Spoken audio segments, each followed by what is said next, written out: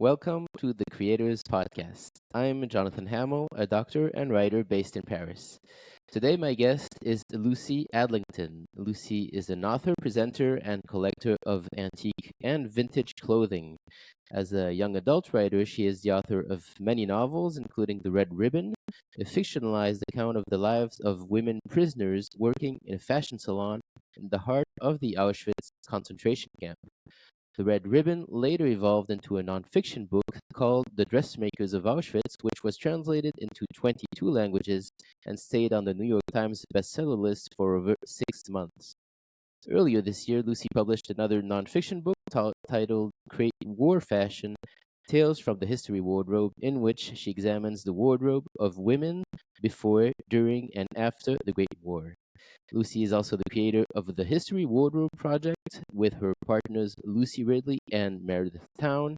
They give costume in context presentations around the UK in venues as varied as museums, heritage sites, and literary festivals. Part of their collection is being displayed as part of an exhibition called Opening the Wardrobe at the Fashion Gallery of the Bankfield Museum in Halifax from February to December of this year. You can find all things Lucy on her website, lucyadlington.com, and the History Wardrobe Project is on Instagram at History Wardrobe, and they also have a great website, historywardrobe.com. Lucy, welcome to the show. Hello, lovely to join you today. So I wanted to start with education, because you hold a master's degree in medieval studies from the University of York, and I was wondering what drew you to medieval studies in the first place. Wow, it seems a long time ago now, but it was a great year. I was working abroad, actually. I was living in Japan when I was exploring options for what adventures to have next, and I was torn between studying Roman history and medieval history. And the MA at York was just so attractive. It was so appealing in what it was offering and the way it was going to approach history, not just let's look at documents and words alone. It was combining so many interesting elements, plus the thought of coming to live in York, which is a fantastic city in a great county. That was really appealing. So I just did it in one of those moments. I just thought, you know what, I'm going to apply. And I had a great year diving into the 15th century. Wow. What were you doing in I was Japan? part of an internationalization program, which was essentially introducing different peoples from around so-called, the West, bringing them into Japan to teach English, and so that we could all learn from each other. It was a very surreal and wonderful experience. Wow. Did you learn to speak Japanese? I worked really hard to learn Japanese, and much as I love languages, I've got to say I couldn't read a newspaper at the end of 2 years. I could definitely order some really nice food. So no, I did work really hard to learn Japanese, but it's an extraordinary language. Obviously, a lot of different ways of the brain engaging with language there, which I found fascinating. But Japanese defeated me, I have to say. But lovely. It was only 2 years. Right? Especially after a couple of whiskeys. There you go.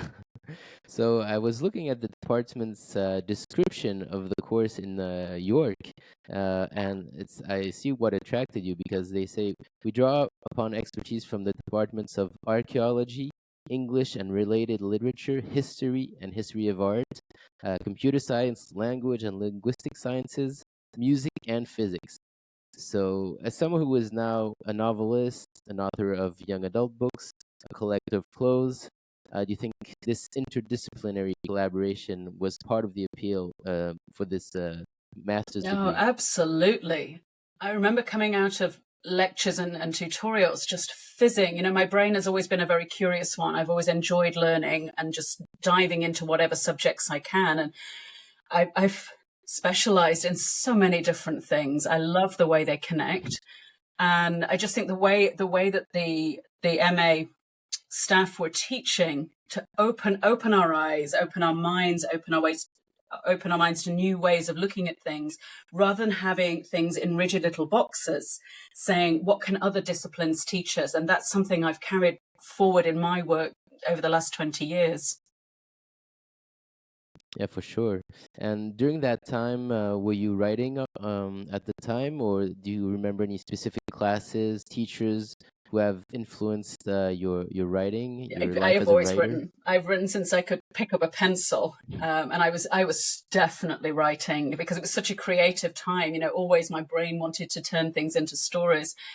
I would say that the archaeology side of things for this MA was one of the most influential for me, although I haven't pursued archaeology itself. It's a great discipline because the teacher, Dr. Jane Grenville, was telling us to look for what's not there. And that's just as important as what Mhm. is. And that was something I'd always explored as an undergraduate, rather than texts that are complete or knowledge that is well documented. I was always looking for what's in the gaps and what are the fragments, what can we piece together. And so, for example, with archaeology, it might be, oh, here we have a post that used to support a building, but here we have a hole where the post would have been, and you can trace the entire building through following the holes. And so then drawing on lots of different sources to try and not only recreate a sense of what that building might have looked like, but how humans use the building, how they interacted with the spaces. And for me, it always comes back to people. And I suppose that's really what telling stories is, isn't it? It's connecting with humans in lots of different ways. And looking for what's not there. It reminds me of Stephen King when he was describing how he writes a story, just like archaeology, like dusting off and finding the new pieces. So that's kind of the same idea, I guess. Archaeology and Yeah, storytelling and are putting pieces connected. together, and you have to be careful. And one reason I focus mainly on women's stories is because, very much so in archaeology, but in a lot of disciplines, it's been very male centric, and that can play tricks on you. You can have a bias about the evidence that you're looking at. Where I am in Yorkshire, there's a great deal of archaeology still being uncovered, as most places in the world, and we're now able to have a more, I think, intelligent and well-rounded sense when you uncover a grave and you try and determine the status of the person in the grave and so on. In the past, people have looked at, say, weaponry and said, oh, well, that must be a man. And now we're finding through better analysis and a more open mind, oh, that woman was actually buried with that remarkable bit of weaponry in that chariot. What could that tell us? Right. So at that time, so this what year was this when you Oh were gosh, studying don't ask a archaeology? historian years. It was, I don't remember my own life, sometime in the 90s. Yes, it would be mid to late 90s. Okay. And so your first book that was published was 2005. It was called The Diary of Pelody, and it was a young adult book. Was wondering in your family. I have Oh, it you have here. it This there. is the Perfect. American edition. There were many books written before it, Wonderful. but yes, that was the first one published, yes. And I was wondering if you had other writers in the family who might have influenced you, because you said you started writing very young. Can you think of anyone that have influenced you, or was it just I was that, innate? well, innate, presumably, brain wiring and curiosity and creativity, but my family always had books, whatever other tumultuous things were going on. There were always bookcases and nothing was barred. And so I read whatever was there, and this could mean, awful Victorian morality tales or non-fiction books or whatever I could get my hands on. And we were always encouraged to have library cards, to use the libraries loads, and birthdays and so on. Gifts were always books. And my mother read to us. I remember she started reading Lord of the Rings when I was 5, and she would read the whole thing and then have to start over again. So that language and that love of stories seeps into you. Both my brothers have written as well. We've all taken on that idea of storytelling, which is great. But I think I was the one who stuck at it with most determination and bloody mindedness. And can you take us back to how the publication of this first book happened? Were you very determined to get it published? Because you said you had written many other books before that. So how did that Well, come about? writers like to have readers, don't we? And we all like to share what's going on in our creative worlds, in whatever way. And I'd been attempting to contact agents, and anyone who's ever gone down the publishing route will know that, it's really hard work. But I struck lucky. I met an agent at a book talk for another author, and I sent her the manuscript. And I'd written this manuscript in 3 weeks. It was the Diary of Pelly D. It was inspired by fragments. It was inspired by what's not there. And it's inspired by Holocaust history, but I'd written it as science fiction. And I just thought, well, take a chance and send it. And over the weekend, this agent, her name is Kate Shaw of the Shaw Agency, she got in touch. She said, I want to represent you. And from there, it really was one of those very rare, I think, in publishing, one of those sort of miracle feelings of, oh my goodness, publishers are really interested in this. And I ended up being in New York when the US edition of this book came out, and at the amazing library in Manhattan, and people coming up to me saying, are you Lucy Adlington? And all I could just think was, Spider-Man's uncle was murdered just around the corner. I was still taking it all in. So seeing something that you've created shared with people, and this could be, research or an artistic work, it is extraordinary and nerve-wracking. Because, of course, once you have readers, you have critics. And so it's been such an interesting journey since then. And so I suppose there were many rewrites and everything once you had the publisher, because 3 weeks is it was a very time, short, obviously. it was a very short piece at that time. And I had no sense of the real world of publishing. I'm not even sure I do now. I wrote the story that came to me. It was a compulsion. And I didn't even know in some ways what would happen in this story. I knew it was about the uncovering of fragments of a diary. And I knew it was how the person who uncovered this diary, how they responded to it. And I wanted to know as much as anybody what happened to the person who wrote the diary. I mean, I kind of knew, but until you write the story and meet the characters, you can hardly tell. So yes, I expanded it, but I've got to say, not a great deal of rewriting. It was very authentic, I think. And writing commercially does change that. You become a lot more aware of the world of publishing and the world of readers, and you try and tread carefully in some ways. But I do think it's good to try and get back to your own integrity, your own authenticity in writing, whether it's fiction or non-fiction. Write what really matters. I'm thinking of this. Because it was so. Sorry. No, because it came out as young adult fiction. I was wondering if when you were writing it, I suppose you were not thinking, "Oh, I'm gonna write young adult fiction." So is that the publishers who were putting things in boxes? Yeah, and right? I think that's been really interesting how genres are created and then discarded. And I've always read widely across age ranges and across genres. And I think I would encourage even now, children to read outside what is supposedly meant for them. Dare I say that? And for Sure. everyone just to say, okay, this might be a kid's book, but I'm picking it up. And there's some superb writing in the young adult genre. And since then I've written, I've got quite a cascade of different young adult novels, and they're all inspired by whatever history I've been interested in. I'm very tempted to start something for an adult audience next, but we'll see how the nonfiction goes first. Okay. So I wanted to skip now to the History Wardrobe project, which is another side of what you're doing. Can you tell us how and when the project came to life? Where did the idea first come from? Wow. So it all fits together, I promise. That this love of history, this love of telling stories. And I've long been interested in antique clothing and how, I would look even as a child through books, history books, and think, what would it be like to live in an era where that's your image? What would it be like to be that person? And I think clothes help us make that connection. But after I finished my MA, I actually set up a historical theatre company in York with the idea of presenting history in a really vivid and really engaging way. And from there, I gradually started specializing. I met with people who were also specialists in clothes.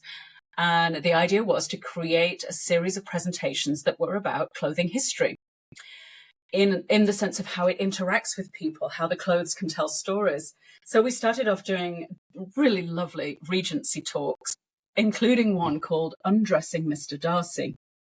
And it was a slip of the tongue. It was supposed to be dressing Mr. Darcy, but once you've thought undressing, you can't go back. It was very educational. Beautiful, beautiful, exquisite replica clothing made by one of my colleagues. And from there, it's just been so popular. And I worked out, I've done 60 different presentations, because whatever takes my interest, either in my collection of clothes or in history, I think, let's do a talk on this. Let's do a presentation. Mm. So how does a presentation usually go? So you bring clothes and then you show them, and you tell stories about the women who were wearing these clothes, tell a little bit about the history. It's really hard to describe, I think, unless you've seen a history wardrobe presentation. And we do go on Zoom now as well as in person, influenced a lot by lockdowns, of course. But essentially, we bring an amazing display of original garments, and we wear garments, either replica or original, and we interact. Like I said, how do you even explain it? I mean, we've done talks on Titanic. We've done talks on the 1970s. We've done talks on the suffragettes. I'm currently curating one around Regency sports, because I acquired a Regency tennis dress. So don't even ask me to go down that road. We'll be here all day. And a lot of the content is created by people sharing their stories with us. So people share their family history, and we can incorporate that and bring it to light and give it context. It's incredibly exciting and interesting. It can be really moving, and the clothes are fantastic. They're so interesting.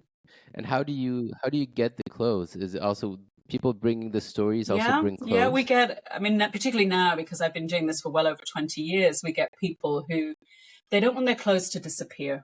They don't want their memories to disappear.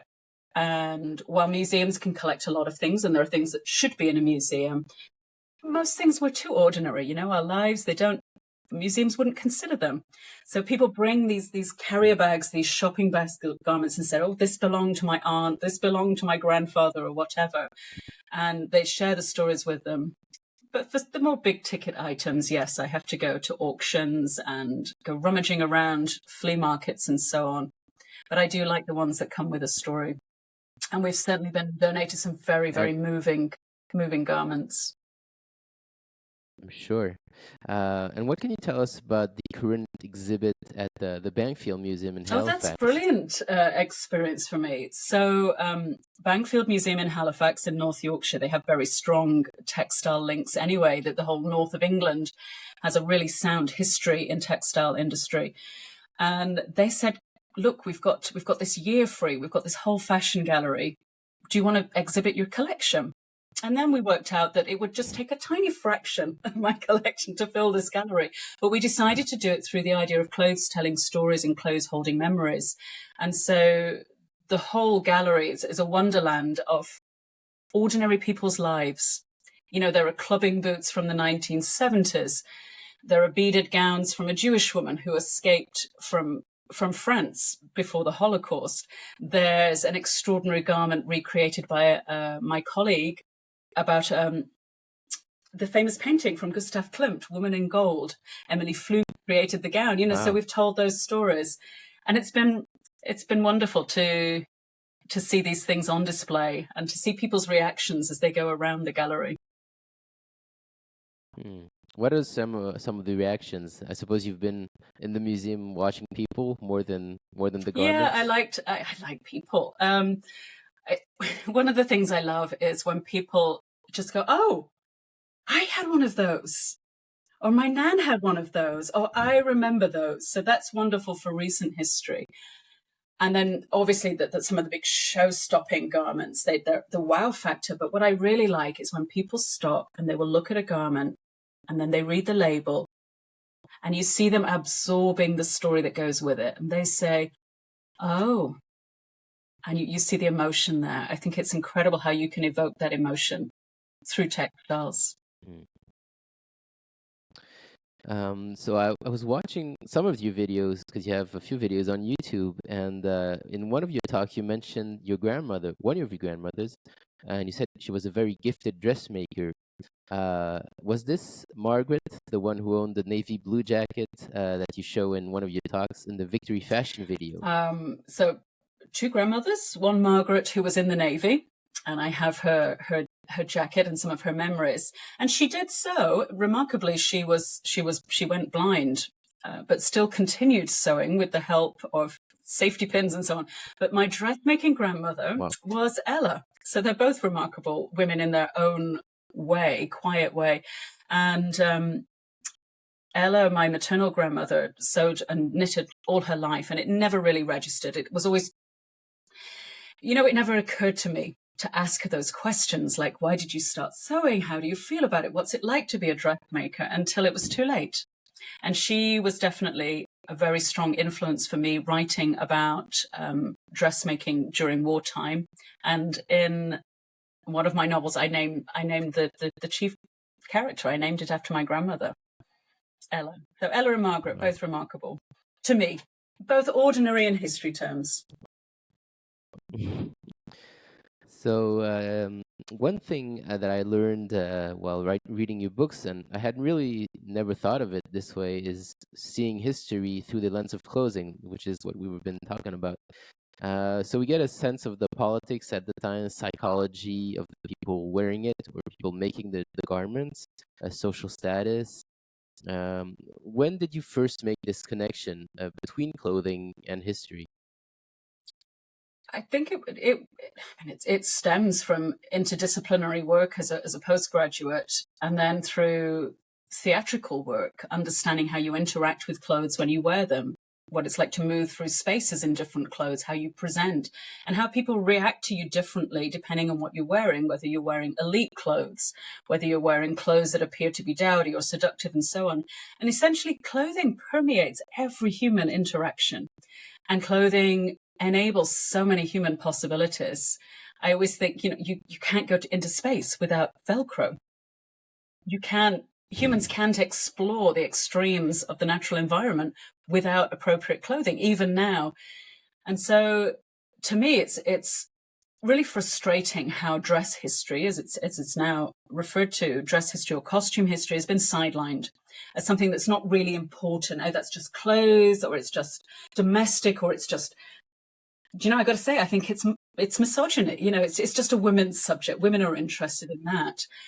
And particularly when you start examining the role of clothing and textiles in wartime, you start to appreciate the money involved, the fact that textiles are a huge driver, not only for the economy, but also for the way that people interact and persecute. So I find it endlessly interesting, and I'm really encouraged now that dress history is gaining a lot more credibility, as it should. And there are so many upcoming professionals in academia and just generally who are just saying, look, this is incredibly insightful in so many levels. Yeah, in your book, the Dressmakers of Auschwitz, it's amazing how you describe how the Nazis purposefully destroyed all the Jewish textile industry, and they had beautiful, how do you say, not costumes, but and as the Jews didn't have any clothes left. And this is actually something that one of my grandmothers told me, that she remembers that all their uniforms were very beautiful and everything, and even watching them go by with everything was shiny, everything was perfect. So it played a major psychological role. I mean, the theatrics of the Third Reich in this example are extraordinary, and there's a lot been written about the interactions of the Nazis and Paris fashion and couture and so on. But even at a very, very basic level, clothes can be used to humanize people or dehumanize them. And so, yes, you can see that. You can see acts of resistance in clothing during the war, which I think are fantastic. And it could be something as small as wearing your national colors knitted into the tops of your socks as a way of, as we would in England, stick two fingers up at Hitler. as a way of resisting oppression, as a way of sending messages. And conversely, you have people being singled out through clothing, through the yellow Star of David, Jewish clothing, which, let's say in Paris, Jews in Paris had to navigate that really uneasy scenario of, do we wear this star with pride? Yes, we are Jewish. Or do we hide it with shame? And how their fellow Parisians started interacting with them differently because of this small thing on their clothing. So yes, the Nazis they understood the power of clothing and uniforms very, very well and used it horrifically to their advantage. So is that one of the things that made you concentrate your study on the periods of war more specifically? Because you said you first saw all these effects of clothing in everyday life and then applied it to history. Because I guess periods of war is when you see more of everything. Yeah, I mean, things certainly become heightened and more extreme. I don't think I could disentangle the two. I've long been interested in women's experiences in war because during much of my upbringing, history was filtered through, what are the men doing? What sort of tanks have we got? What are the battle strategies? And I kept thinking, well, that's all very well, but you've just blown a hole in that woman's shop, in that village, in whatever occupied country. How does she respond to this? How is she interacting? Because women don't vanish, civilians don't vanish in a war. So I think what interests me in particular about linking dress history and war is that people don't associate war with textiles. They're so fragile. What's that got to do with war? Surely there's something more important.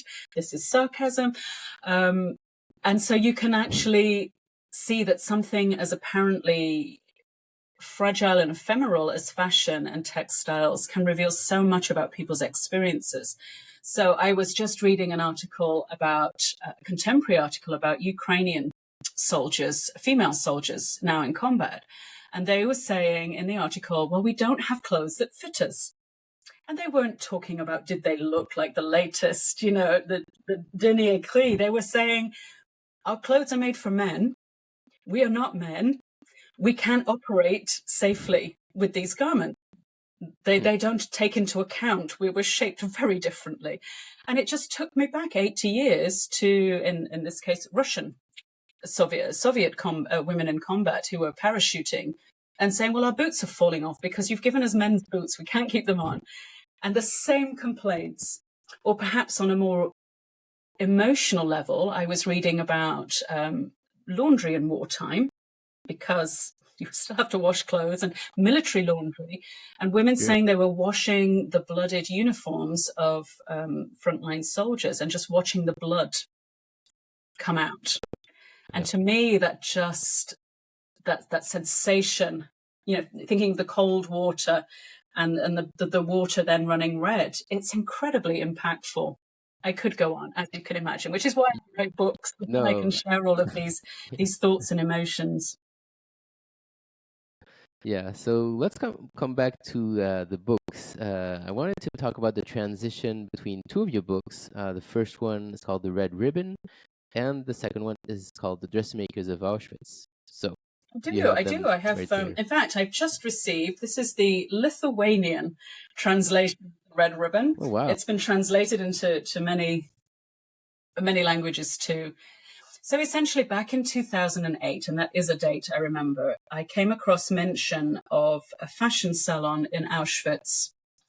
And as any ordinary person would, I did a double take reading this, and it immediately caught my attention.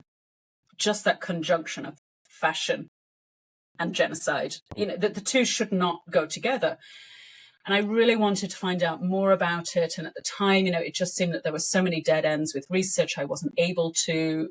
And so my creative brain started thinking, what would it be like to work in such a place?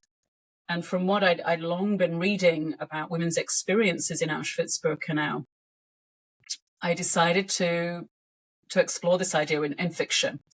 And my heroine is called Ella, named after my grandmother. She's 14, and I just began the story with her arriving for her first day at work. And the reader is meant to be right there with Ella, thinking, what is going on here? Why is this stressful. And you gradually get a sense that her life will literally depend on her working in this sewing workshop. And I really wanted to center dressmaking as a plot structure, as something that's gripping. I was very fond of a novelist in the 1930s called Neville Shute, who wrote about aviation engineering. And I know nothing about aviation engineering, but he made it so interesting. He could write about ball bearings and you would want to keep reading. And I thought, I want to do this for sewing. And I think I succeeded because I gave it to my brother, who is he's not, let's just say he's not a dressmaker. And he said, I never knew that setting a sleeve could be so gripping. And then that's when you know you've done it right. So I created this story, this fictional story around 4 characters who would each represent a different form of survival. And it was all very deliberately crafted. And I explored the trajectories of these characters and how they interacted. The book was published. It was, it had a really great reception. And then it was reviewed in Israel. And this was where things got really interesting. And I'm so pleased. I'm so pleased because folk in Israel heard about the book and they contacted me and they said, oh, well, you should know about the real dressmakers of the fashion salon in Auschwitz. This was my aunt. This was my grandmother. This was my mother. And can you imagine what that's like? To have created a fictional world and then to realize, oh, even better, you can find out the real thing. And of course, it was also incredibly humbling. I had to come up against this sense of, I've written Holocaust fiction. I have to take responsibility for that creation. And now, at that point, I knew I had to do justice to the reality. I knew I had to write a history of the real women, the real salon, and set the record straight, I suppose. And have it out there, the truth.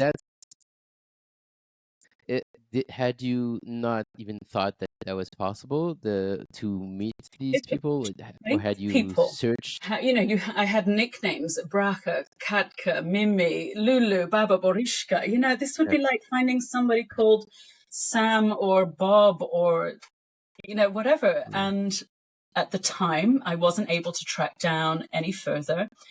And although some of the women had done video testimonies, it hadn't, it wasn't flagged up. It took someone with my background, with the wonderful support and cooperation of the families, to be able to say, okay, how do we explore this element of history from this new perspective? And then one of these fabulous, fabulous people, she said, well, you should speak to Bracha. And I'm like, oh, Bracha, I know that name. And yeah, Bracha's still alive. She would have been 98 at the time. She's still alive. She's still fabulously on the ball. And, I think she would like to talk to you. So, of course, I had to go and meet her. So can you tell us a little bit about that trip to meet her? She was in San Francisco at the time. That's correct, is that right? Yes.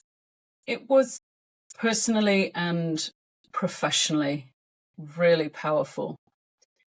Again, bringing back that sense of not only going from fictional creation to historical research, which is a very important transition, but to go from theory, whatever discipline we might work in, a lot of it can still be theory. And we have to keep reminding ourselves, let's say you're working in medicine, you're working with human patients. It's not just theory. And with history, you have to remember that although to us it might seem a long time ago, it was present tense for the people involved.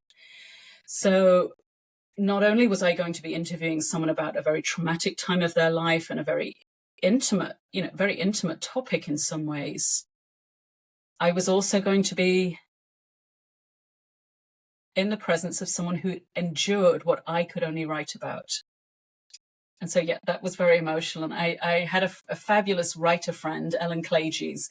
She loves history. She loves science fiction. I was staying with her in San Francisco. She drove me across the Golden Gate Bridge to go and visit Bracha, and the family welcomed me. And it was a very, very surreal time, very beautiful, very challenging, very harrowing. And I have nothing but respect for people who are able to dive into their own personal history and share it. Had she shared her stories a lot with her Yeah, she did family? speak with her family, although the family said that her stories were somewhat overshadowed by her husband, Leo, who was, very interesting and a very articulate man. And it was only after Leo's death, perhaps, that there was more space for her to talk about her experiences. And I think for the family, I truly hope and believe that it was great for them to put the spotlight on their mother. And in fact, Bracha died some months after our interview, and on her memorial stone, they're having inscribed the last dressmaker, because that's what she became to them. Oh. She was this person who was holding memories of her friends, holding memories of her experiences. I suppose there were many things that you learned, obviously, talking to her. Were there any specific subjects you changed your mind about after meeting her? Ideas you had? I think with an interview, you have to do your best to be open to what the person is telling you rather than what you want to know, because best win the world. If somebody's trying to remember something from 80 years ago, 70, 80 years ago, that's a challenge.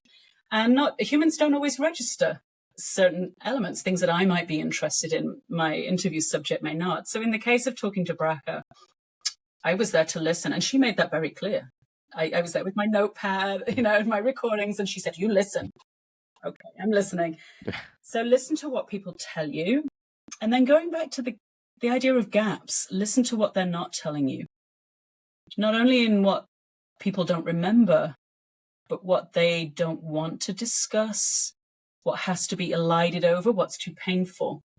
So that's a really interesting experience to build up trust and to try and open some of those compartments that have been closed, and sometimes just say, okay, we'll leave that. Archaeology. Yeah, it is. And there were also things that surprised me. I remember asking her, what was it like to sew for the commandant's wife? This is the wife of Rudolf Huss, the commandant. It's Hedwig Huss. He's an architect of a perpetrator of genocide. His daily work is murdering your friends and family. I didn't phrase it like that. And in comes Hedwig Huss, his wife, living in luxury and indulgence. She set up this fashion salon, but she has to come in and be measured for fittings, and she has to come in to read fashion magazines, to choose the styles.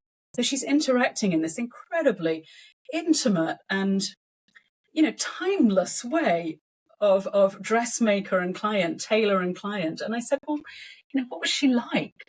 And here was me looking for some insight into perpetrator psychology, and Bracha just said, well, she'd had 4 children. Her figure wasn't so good.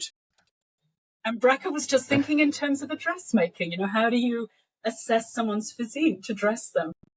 She had more to say on that subject, but it is fascinating, as I said before, to interview someone, to see what they want to tell you and to see where that leads. Yeah.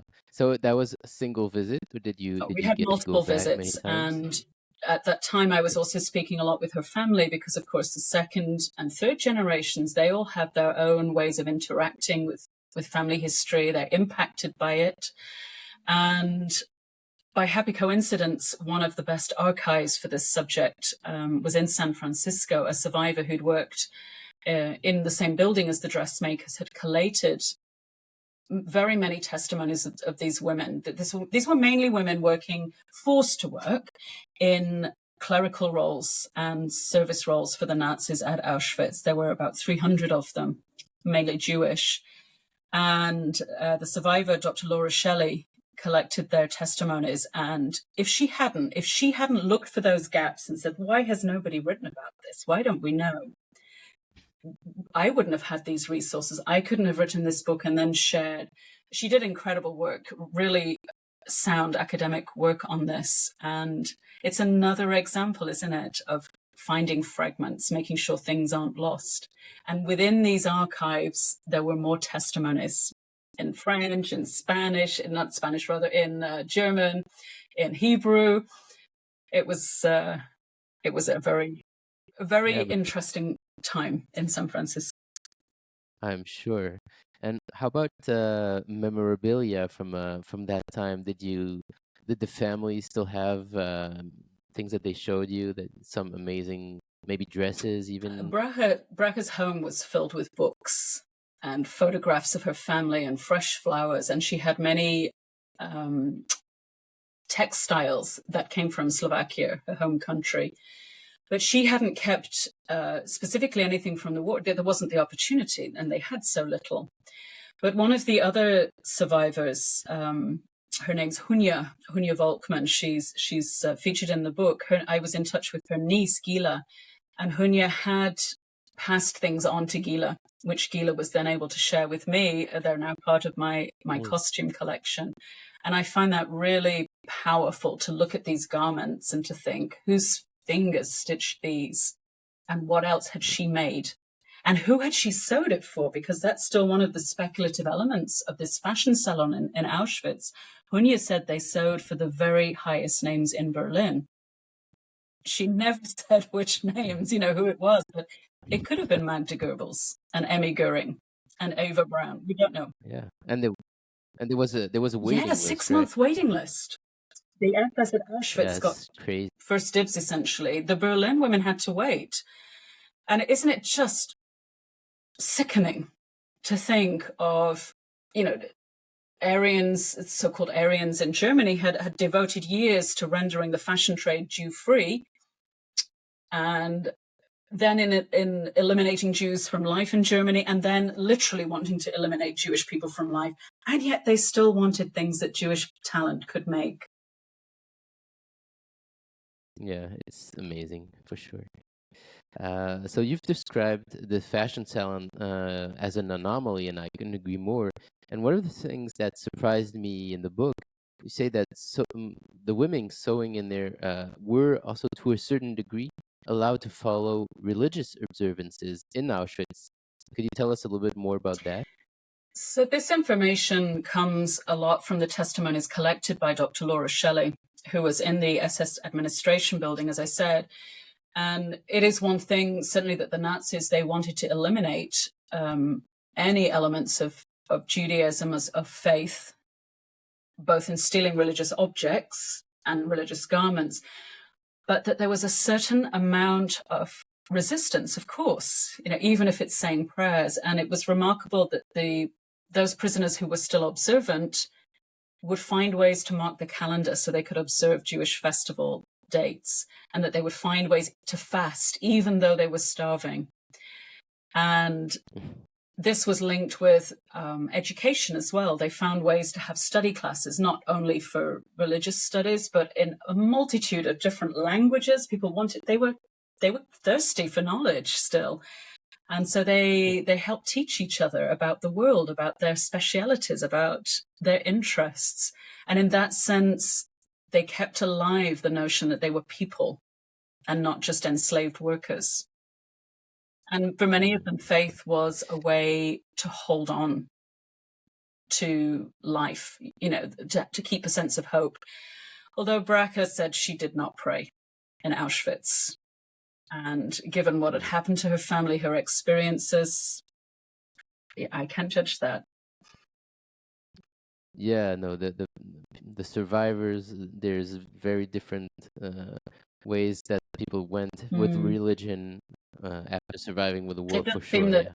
Of Dr. Laura Shelley, actually, this is one of her questions, what do you think helped you survive? And they all said luck, because of course it was luck.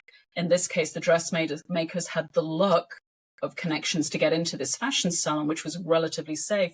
But after luck came faith and then friendship.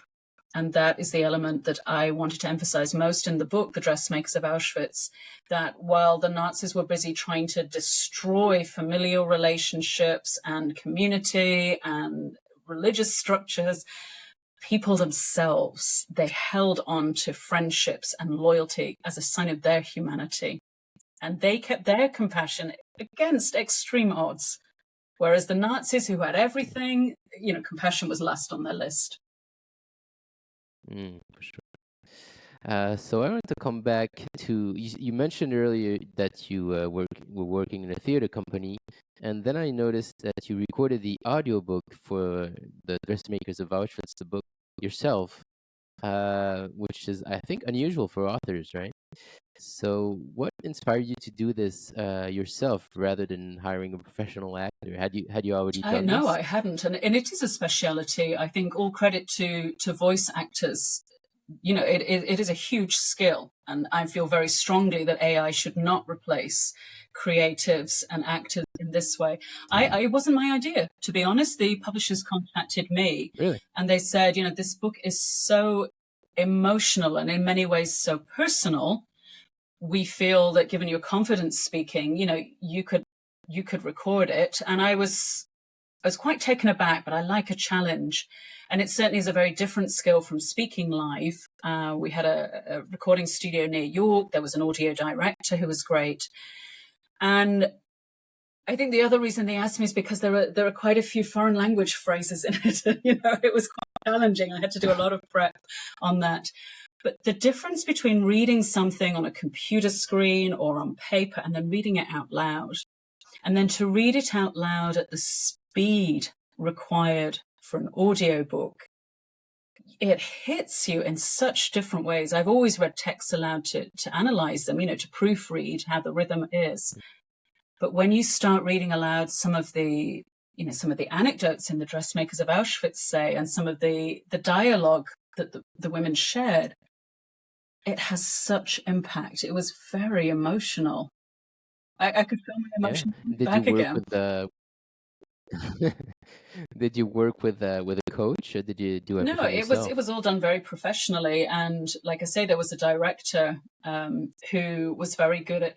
Well, I actually have something of a Yorkshire accent, which I'm filtering out at the moment. But every once in a while, I would drop into deep Yorkshire, and he said, "Oh, you sound like Gimli from Lord of the Rings." You know, I'd be talking about blood. So no, it's a real skill. It's a very professional setup, and I appreciate that. You know, not every author wants to engage with that, but I'm so glad I did. And for my next project, I actually would like the opportunity again to read it, because it is. I had a lot of really positive feedback about the audiobook and how people said they appreciated the personal approach. So, but it does make a huge difference to your And had you experience of an audible book, doesn't it?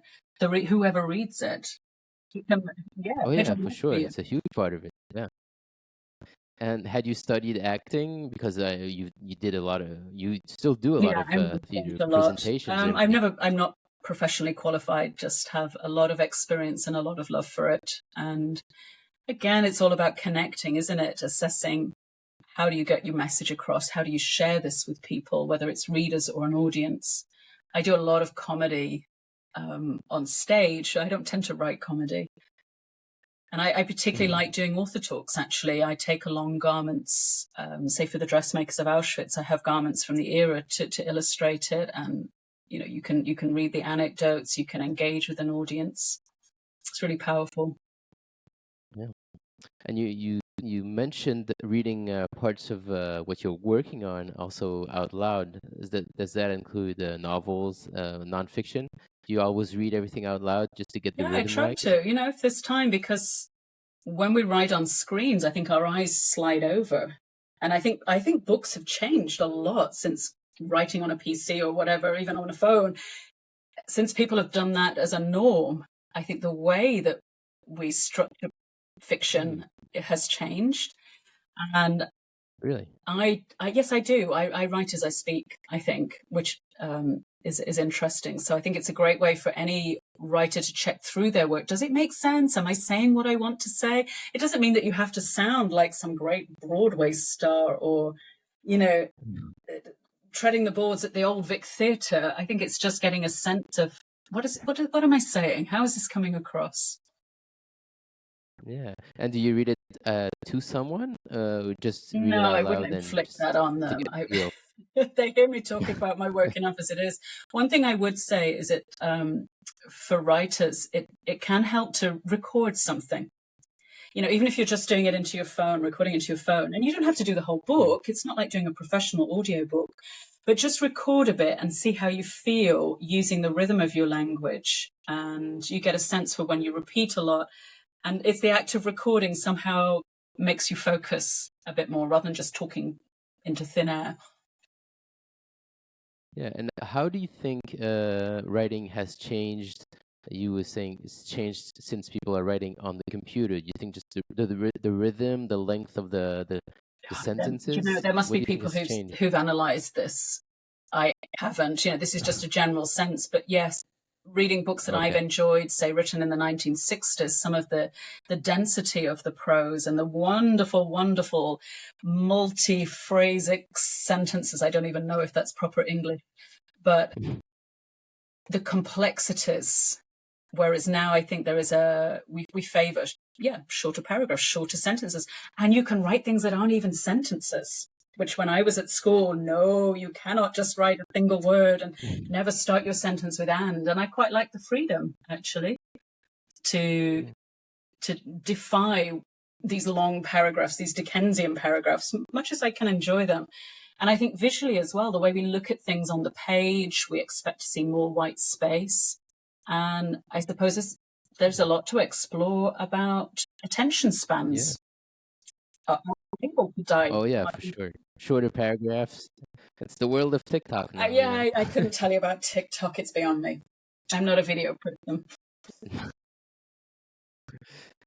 So do you actually write on the screen, or do you sometimes write with pen and paper? I do both, but for nonfiction, I'm definitely in my study because I have to have a big screen. I have to have all my documents around me. I have to have everything there. And there's so much, that the research is vast and then you've got one sentence to encapsulate it. But for fiction, I will write in notebooks, backs of envelopes, just, whenever the compulsion hits. Right.